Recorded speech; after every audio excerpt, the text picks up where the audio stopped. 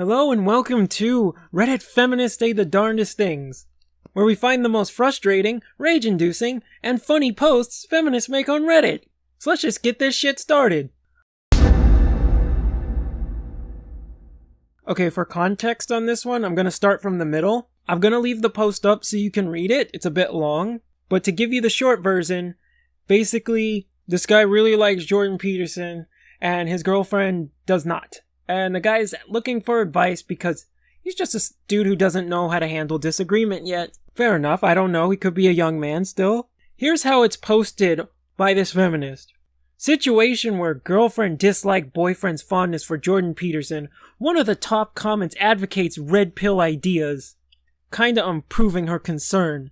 Now, they're referring to the subreddit The Red Pill, which, if you don't know, I haven't seen in a long time, but last time I saw it, it was a bunch of whiny beta males trying to lift weights and scream I'm alpha to get their dicks wet. I actually find that subreddit kind of nasty and detestable. But you may ask yourself, what is this top comment or top comments that are so bad?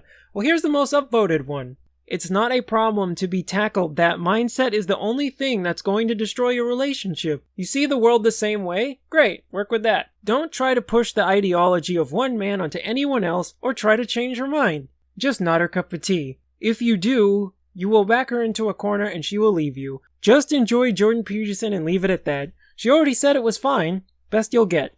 So this horrible advice he got is basically, hey dude, learn to agree to disagree with your girlfriend. It's not the end of the world, and don't shove the ideology of this guy down her throat if she doesn't want it. That's reasonable and sensible advice. But we really both know what this is. It's not a concern. They don't think the girlfriend has a legitimate concern. The people just don't like Jordan Peterson. And one of the ways you can tell is I love this comment. It goes to a quote from the guy's original post that says, "That hurt me a lot considering this man has helped me from such deep, dark places. I was on the verge of committing suicide at that time." What does the tolerant leftist say?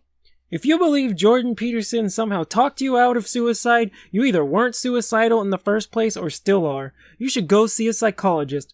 One who doesn't talk about manly lobsters all day. Okay, so I'm gonna put this into perspective. She basically said because he listened to Jordan Peterson when he was feeling suicidal, and it gave him a different outlook on life and helped him feel better. This person says that he's either still suicidal or he was just making it up, and that he should go see a psychologist. And for the feminists that try to pull the male suicide rate is due to toxic masculinity and all that, to this totally tolerant leftist, all I have to say is, you are a horrible person to tell someone they are faking their depression because somebody you don't like helped them get out of it. I'm gonna move on, but I'm just gonna finish it with go fuck yourself, lady. Okay, this next post I'm gonna focus on the middle commenter, because that's the one they were making fun of. The first one's a whole nother video on why that's wrong. The guy says, for 100,000 years, pregnancy meant joy, children, descendants, and heirs. Now moderns who have messed up this planet every which way decide words like viable and fetus change all of history. Pretty arrogant, I would suggest. Well, while he worded it kind of weird, he's not completely wrong. How many women are there where the happiest day of their lives is when they had their children? Women like to have children, generally speaking. And the response that they're praising is, oh man, you're right. Why can't we just go back to the old days? You know, when infant and maternal mortality were through the roof? Joy.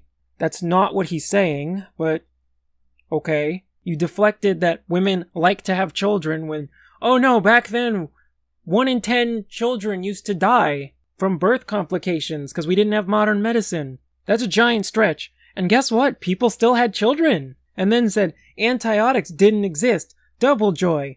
He didn't say go back in time where antibiotics don't exist. And there were no laws protecting women and children from abuse and neglect. Hard pass.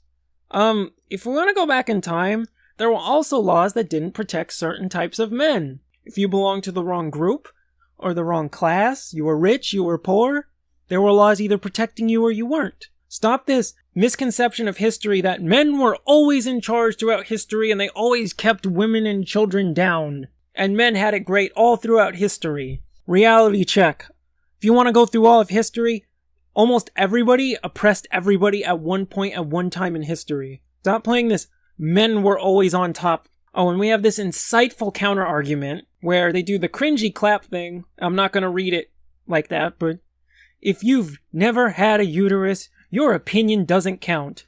Well, you can see this is flawless logic right here. Man, way to shut down the argument. Well, let's turn their logic on them. Okay, so feminists try to complain about the male suicide rate. What do they like to use? They try to claim it's toxic masculinity and men not being able to express their emotions. Okay, well I can say, hey you bimbo, you don't have a dick, so shut your face. Is that an argument? If you said this to a feminist, they would probably screech at you.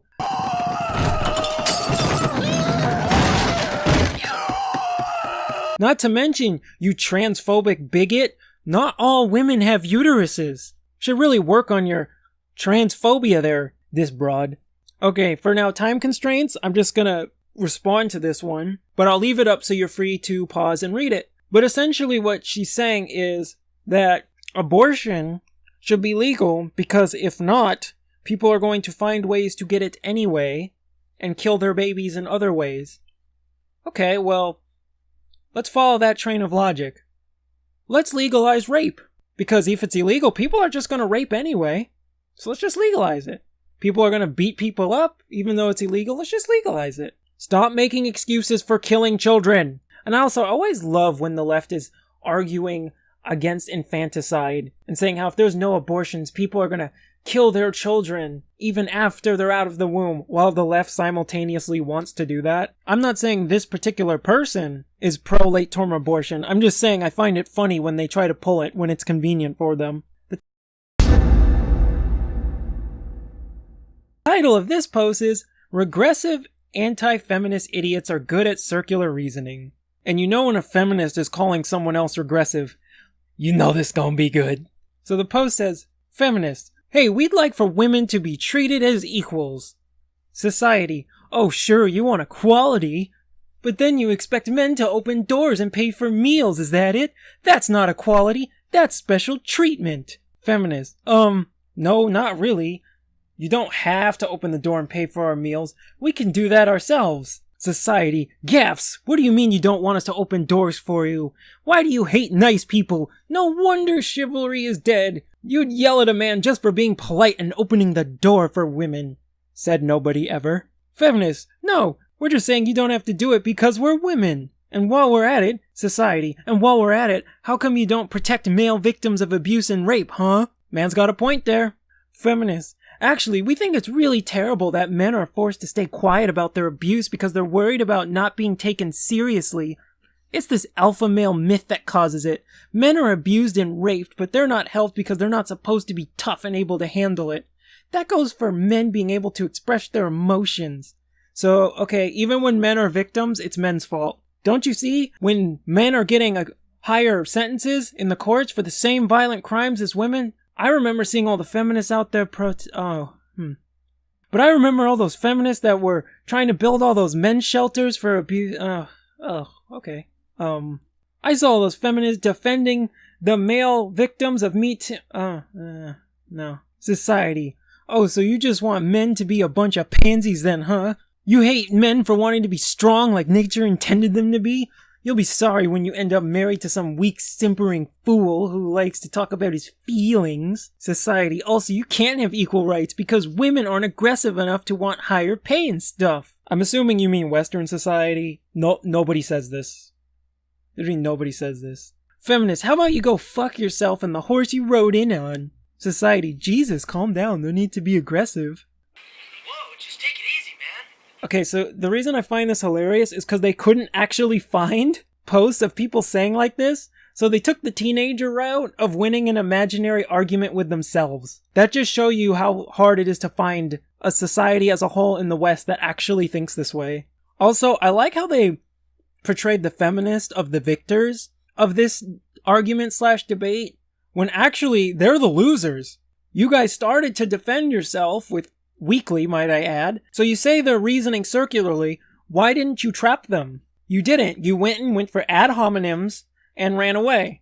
So you actually lost this argument. So this is how dumb you are. You made up an argument for yourself and you couldn't even win your own argument in your head. How? You can see we're dealing with intellectual titans here. Oh, I have a couple more, but I think I'll save them for the next video, so this one doesn't get too long. Take it easy, boys. Don't get shot.